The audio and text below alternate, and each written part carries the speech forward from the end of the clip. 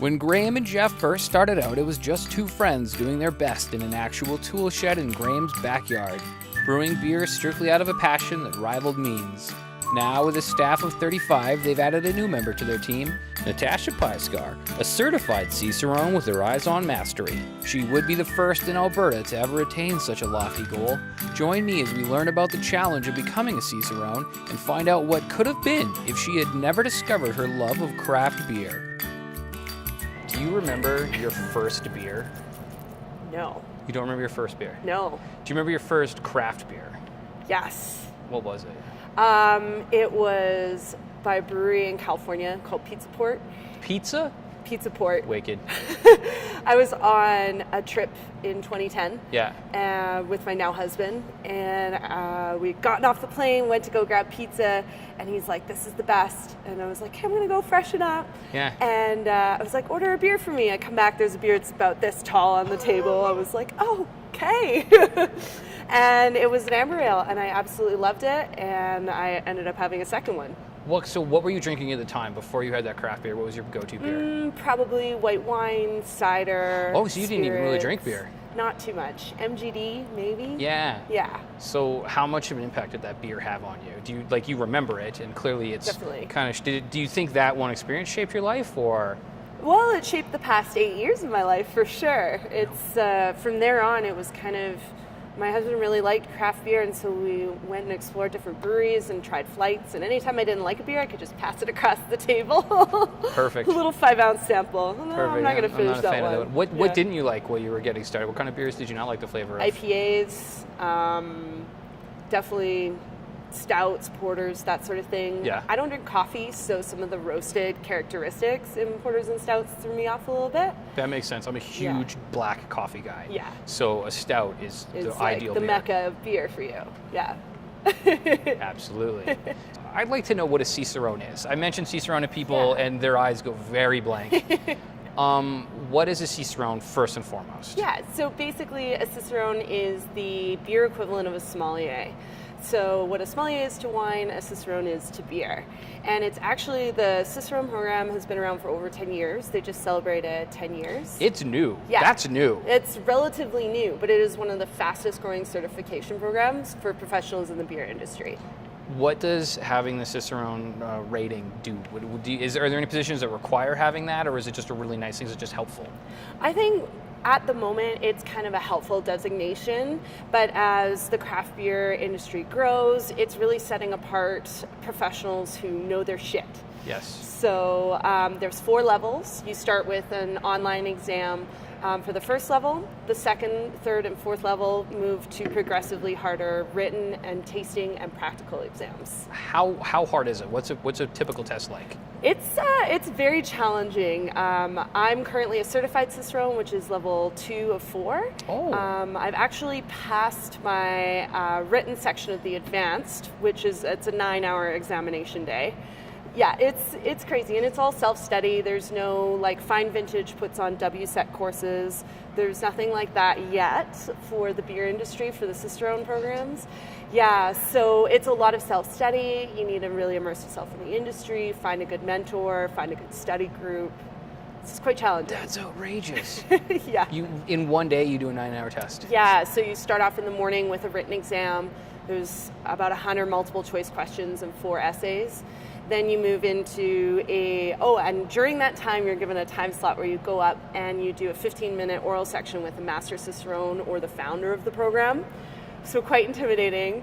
And then you take a break. They set up for the first tasting of the day. You have lunch, and then you do the same thing in the afternoon in terms of format. Yeah. Just different areas of study. So what are you being tested on? What kind of questions are they asking you? Yeah, so they cover 5 main areas in Cicerone, and it's really a huge breadth of knowledge. So you need to know about brewing ingredients, you need to know about brewing process, but you also need to know about service. So you need to know about draft systems, food pairing, and then styles. There's over 100 styles, and you need to be very familiar with all of them, including their entire profile, but also their ABV range, so their alcohol range, or their bitterness unit range, color range, everything like that. It just needs to be like, they'll be like, give you a style, and they'll say, go. Now, what made you want to do this? I think what initially made me want to do it is basically just setting myself apart in the industry as I was growing my career, because I originally wanted to go into veterinary school after I was done university. And so when we moved to Calgary, you have to establish residency for veterinary school, and I went back to bartending and really immersed myself in the craft beer scene.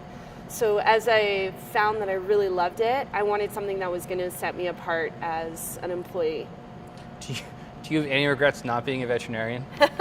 Not yet. Not yet? Not yet. That door's still potentially open. It's not closed yet. Do you have all the qualifications in the schooling to go through with veterinary? Yeah, I do. So basically, I would have to upgrade one biology course, and then I would have to enter, do a submission, and your grades have to be really high, and you have to have experience in the industry and all that. So does biology help you in with the beer industry at all? Is biology kind of useful? Yeah, so I did my degree in chemistry and was very close to a biology undergrad or minor, simply because of all the courses you need for pre-vet. And I found that both sides have really helped me in beer. Like on the biology side, obviously yeast is the organism that you're dealing with.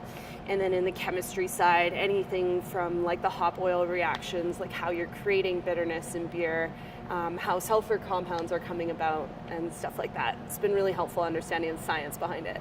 Now I'm really curious about the massive disparity between a home brewer who just like, okay, I mix this and this, and how much of an edge a chemist and a biologist has. Is there a huge difference? Like how much of a difference can it make at the end of the day? I think if you're a good home brewer, you're paying attention first and foremost to cleanliness. That's the most important thing to making good beer, as it is on a commercial scale. Yeah. I joke that 90% of our work is cleaning. Blake said the same thing in the pilot. It is 90% of brewing is cleaning stuff off. Exactly. And having a really good palate too is super important. Knowing how certain ingredients will go together, including the malt and the hops, maybe some of the esters and the phenols, which are produced by yeast, can give you really fruity and floral notes as well as spiciness. So how many mistake batches go into making a new beer? Because you can't eat a coconut, eat a passion fruit, and then swig like a hot and be like, yeah, this will go good together. Can. Is that how it starts? Sometimes.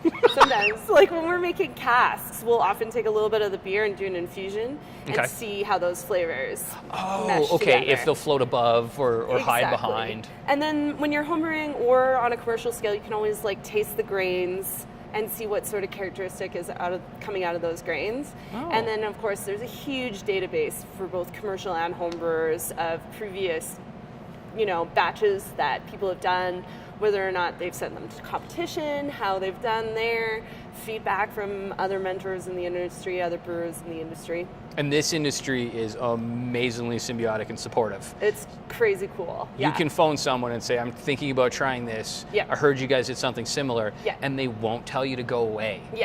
Absolutely. They won't give you maybe like the exact answer because you got to work for it a little bit, but there's definitely that really great collaborative nature. It's still a business. You have to be mindful of that. Absolutely. And make sure that you're out there selling your beer. But when it comes to problem solving, I don't think I've found another industry like this. That's amazing. Now, another thought popped in my head because I do that. When you're using chemistry with beer, is there any like written math chemistry? Like, do you actually write out bonds and like, oh, this will, or is that completely off the table? Does that even matter? You could, but it's not really helpful. You don't have to? In the whole process, no. I mean, there are some calculations in terms of, what bitterness you're going to end up with. Okay. If you have an alpha acid of, 10 or 12, depending on the hops that you're using. So you can calculate that out, but there's so many different parameters that happen on the brew deck that could potentially affect that. So you try and build a recipe to a certain spec, and then you try and get as close to that spec as possible. Sometimes that doesn't happen. And that's your job here now. Yes. Is finding what you want the flavors to be. Yeah, absolutely. So right now I'm a brewer, obviously, with Toolshed. So I'm learning the ropes in terms of, how the recipes go together, how we scale up recipes from the test batch system to the big system. I participate in Women's Collaboration Brew Day every year, and this was my first year as a brewer, and my 5th year doing it. So it was particularly like a proud moment for me, and I got to lead a group of 8 to 10 ladies that day in brewing a beer, and it was a 13-hour day, but it was totally worth it. It was all done in one day? Yeah. What's the beer going to be? It's a double IPA. Oh! Yeah. Oh! Well, yeah, we went for it. It's 9+%. That's not your typical women beer.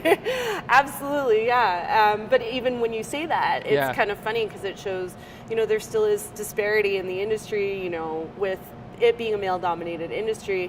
Oftentimes, I'll go out with my husband and you order a beer and they place it in front of him. Or, we go to conventions and it's like, they'll start talking to him and he's like, actually my wife's the brewer. But yeah, we wanted to go big for this one, and Pink Boot Society allowed us, they came up with a hop blend from Yakima Chief Hop Union. It had, I think, 5 or 7 hops in it, just an absolutely incredible blend. And they said, go wild. And so we shot for the stars. You went wild. Yeah, we did. When's it available? When can we find it? It's still in our fermenters right now. So we just did our final dry hop.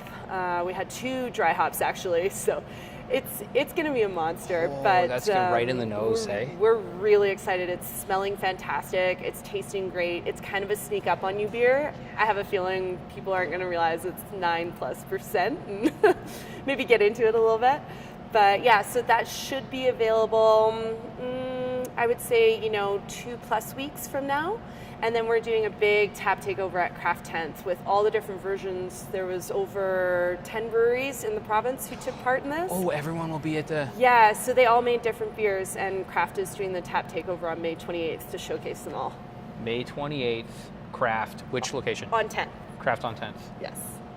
Fantastic. Yeah, I'm really excited to see what the other groups came up with. Me too.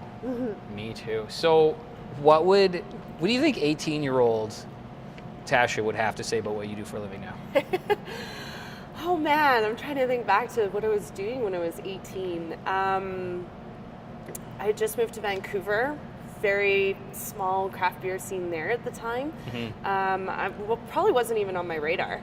Honestly, I went to BCIT for chemical sciences technology. It was a short 2-year program. I worked in a lab for a bit, and the rest of my 20s were kind of a blur until I got to this point. So, yeah, I don't know. I think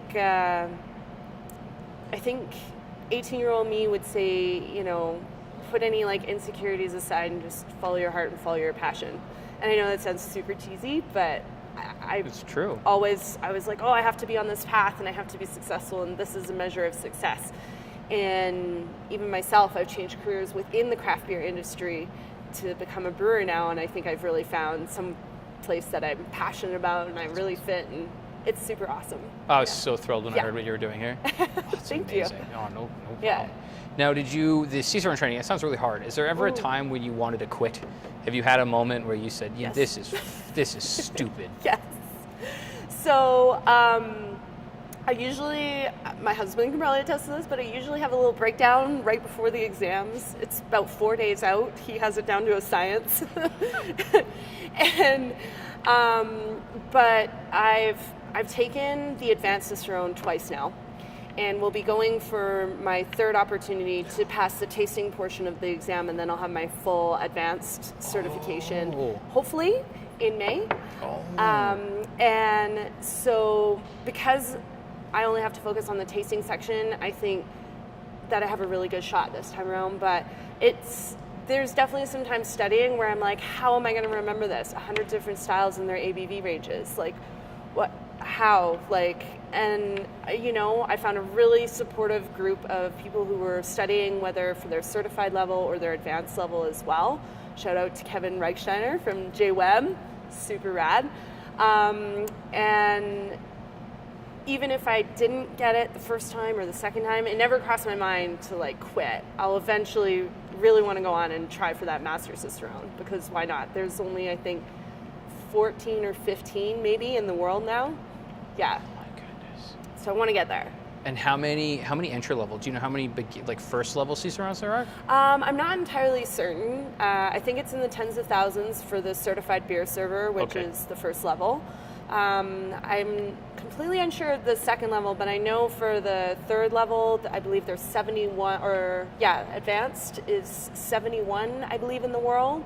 And if I get it in May, I'll be the 8th in Canada and the 1st in Alberta. Oh my goodness. Yeah. Oh my goodness. Yeah. Oh, that's a distinctive honor. Yeah. Oh, go for it. Yeah, I busted my ass. So. I can tell. I'm cheering for you. I'm sure they're cheering for you now. Thanks. Asking a lot of, perhaps stupid questions, And that's the best thing, again, about the collaborative part of the industry is you can ask a lot of questions and people in the industry are willing to answer them. You just have to find the right people. So what advice would you give somebody who's a little unsure but eagerly excited about going after the Cicerone? Come see me. Oh, awesome. Yeah, absolutely. I'm honestly super passionate about the program, and seeing more Cicerones in Alberta makes sense because then we have more advanced palates and we could talk to the consumers about beer in an approachable way, and we can work in breweries and make that beer better, and it's just better for the industry altogether. There's a Calgary Certified Cicerone study group on Facebook. Oh. There's a ton of resources, and I'm always happy to let people know what I did, how I studied, my approach, and then they can take it and run with it. And if they have any questions, I'm an open book. So. Well, you know where to find her. She's at Toolshed. Now, after the break, we're going to have you teach me and Katlynn a little bit about tasting at a basic level. Yes. I don't need I don't think I ever want the whole, the Cicerone level, but I'd like to be able to say more than good, tastes like Sometimes brown. I say that too. I think that's a perfectly viable way to describe beer. Yeah. And Well, stick around after the jump. We'll see you right then.